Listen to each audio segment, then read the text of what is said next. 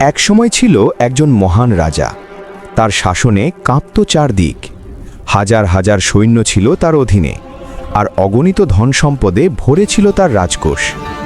তার একটি আদেশেই যুদ্ধ শুরু হতো, আবার তার একটি ইশারায় শান্তি ফিরে আসত।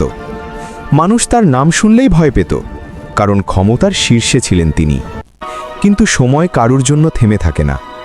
একদিন সেই শক্তিশালী রাজাও মৃত্যুশয্যায় শুয়ে পড়লেন। চারদিকে ডাক্তার, মন্ত্রী, সেনাপতি, কিন্তু কেউ তাকে বাঁচাতে পারল না। মৃত্যুর আগে তিনি একটি অদ্ভুত কথা বললেন। তিনি বললেন, যখন আমাকে কবরে নেওয়া হবে, তখন আমার 2 হাত কাফনের বাইরে রেখে দিও।